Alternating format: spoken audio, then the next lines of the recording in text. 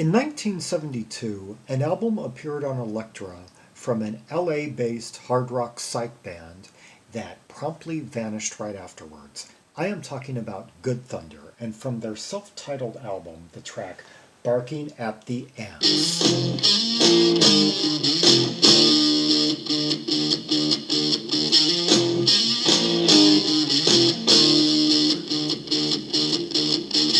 Okay, we had those plomp plomp type drums, and then the drop out of the rhythm section, and then that fuzzy guitar, really fuzzy, particularly for 1972.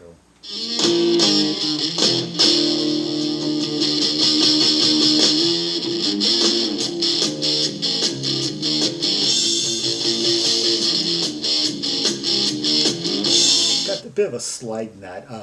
Well.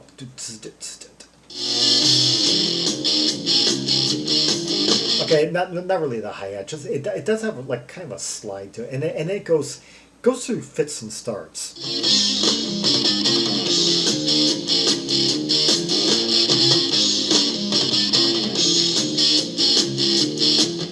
Notice that big boom boom boom boom boom boom boom. Darken the pale light, close the door behind. Oh, I was hearing some hi-hat. This is your night tonight. Say goodbye. I love that just smoldering fuzz. Great interplay between the bass and that fuzzy layer of guitar. You just confuse yourself. Don't break that glass. It's what you've been waiting for. The guitar is by David Hanson, who also does background vocals. Let's see, and this is his only credit. Yeah, I like his tone. He may not stand out to me as quite the virtuoso that April Lawton does, or Phil Keaggy, but it's the tone. Yeah. Right now you're free.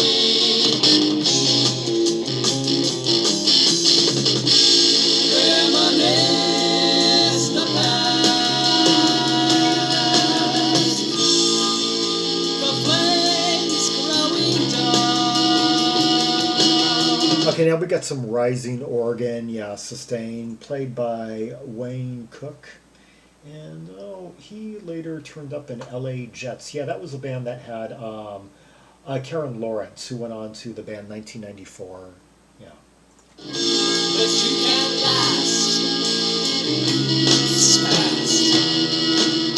Oh, that boom, boom, boom, boom, boom. I like a lot of variations of rhythm, of cadence, of. You're under a spell.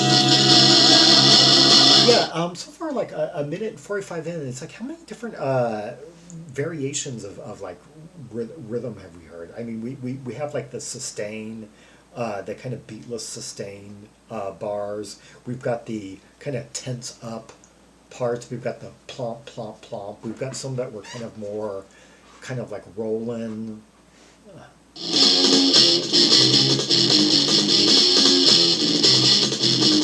Then we've got these really close cadence, just pulverizing tom fill.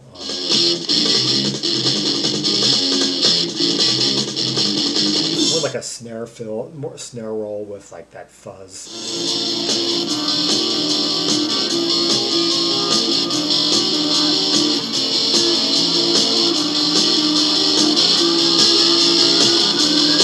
The way it's like winding up more and more and more with that fuzz, getting ever crisper. Actually, you know what this is kind of like? This is basically like an American answer to the Groundhogs. I'm hearing some of their stylistic elements. I don't know if they even knew about the Groundhog. Not in the vocals, just in the structure. It seems like we're winding up more, getting and the Groundhogs used some like experimental kind of like fuzzy tones around this time.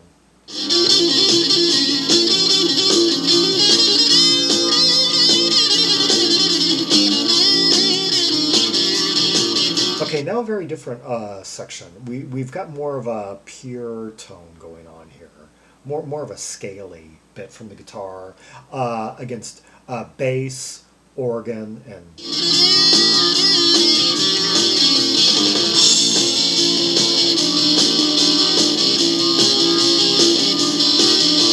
more of those kind of like fractious chords. Like it sounds like he's just kind of like ascending, you know.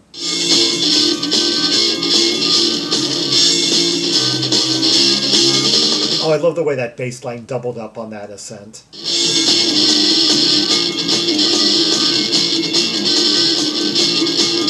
Yeah, kind of like fractious shards of chord, like broken up feedback laden chords, like what Tony McPhee was experimenting with in the Groundhogs around this time.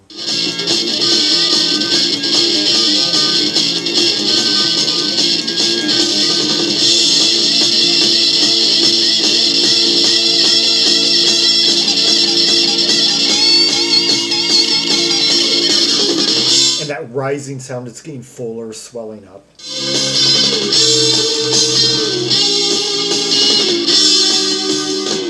Okay, I take that back what I said earlier. This guitarist is quite skillful.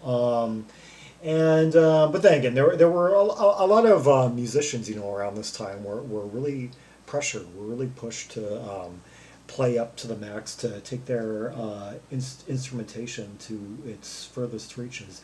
The drumming is played by John Desautels. And I was trying to decide right offhand whether I thought he or... Okay, there's definitely some connection with 1994 and LA Jets. Yeah, he went on to play... The drummer went on to play in both bands, yeah. Yeah. The other guy who ended up in LA Jets, though, apparently didn't. The keyboardist didn't go on to... The keyboardist didn't go on to 1994. The drummer did. The drummer was in both those bands, yeah.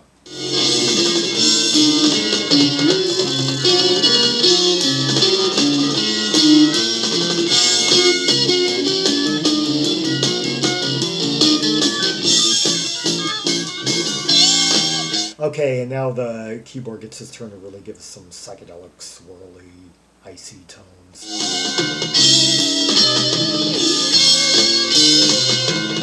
It almost sounds like it's becoming discombobulated, like that boom, boom, boom. The bass is kind of like, you know, stumbling around.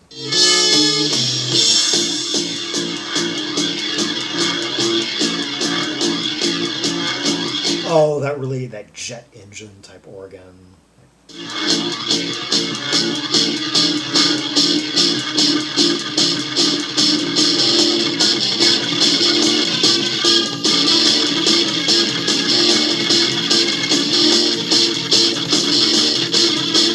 Okay, remember the title, Barking at the Ants. This is supposed to represent some kind of action, like in the, I would imagine kind of the B movie type scenario.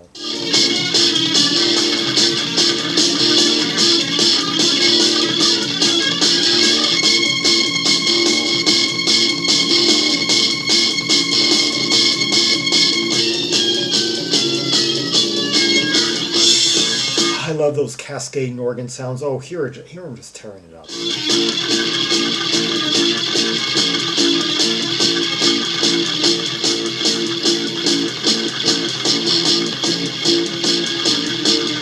These guys are good. These guys really can play. They can nail. We've got. I would say all the instrumentalists I've pointed out. Yeah.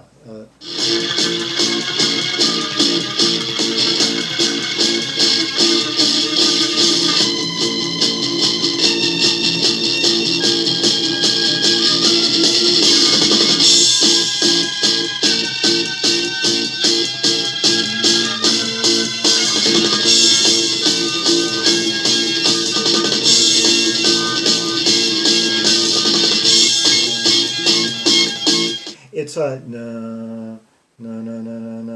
It seems tuned a little bit higher. I was thinking A, no B flat. It seems kind of like in between the two. Like it's just kind of tuned a little bit higher. Like it's in between those two.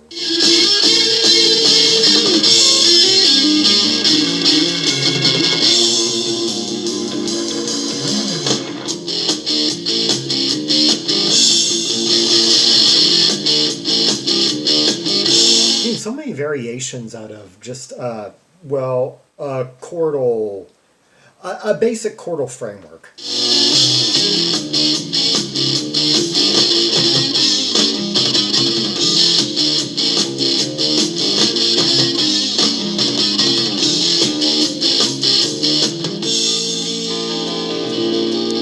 Okay, and I never introduced the vocalist, and I think he's about to come back.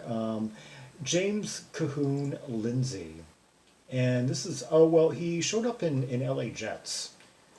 So it looks like three of the members went on to LA Jets. Oh, and funny enough, the bass player supposedly was not in LA Jets, but he did turn up in 1994. So three of them turned up in LA Jets. Three of them turned up in 1994, and one of them was in both. Yeah. Got into a sleep, let it dwell once more. Simply complete, another day.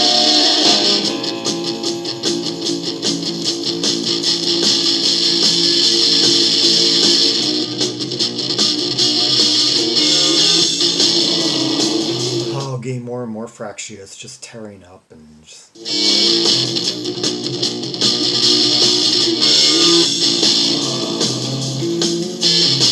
Oh, hear that bass line, the way it was scaling upward on the fret. Yeah, doing half steps here, the chords.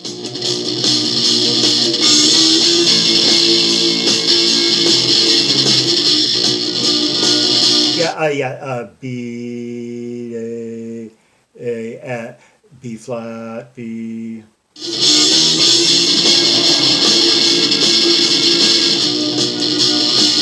I guess this is the conflict barking at the ants.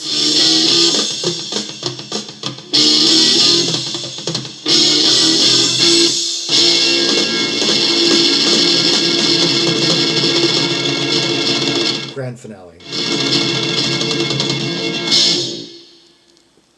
And the grand finale to the album too, yeah, that's the side 2 closer.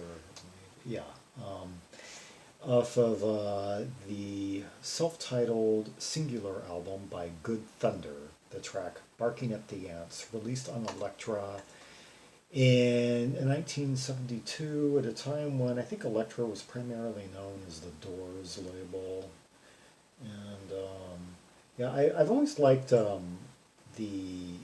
I've always liked that name, because it makes me just it makes me think electric. Yeah.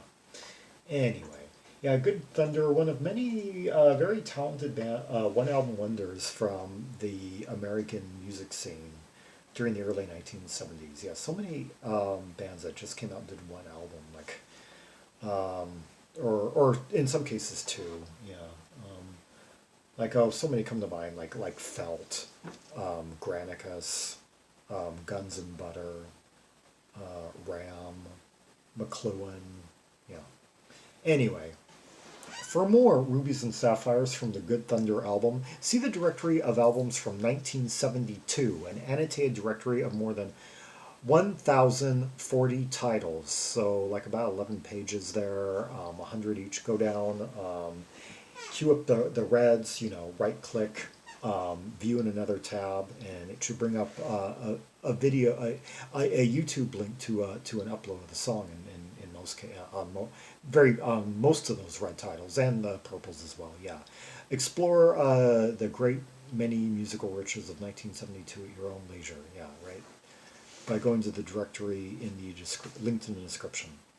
Like and subscribe, follow me on social media, share the video, and leave a comment if there are any observations you have about the track we just heard. The intensity, the interplay, the sounds, that fuzzy, just intensity, the bass playing, the organ, yeah. Who had the best moment, the best lick, the best break, the best solo. And until next time, this is Zaragon, the world's most air travel maximalist, signing off.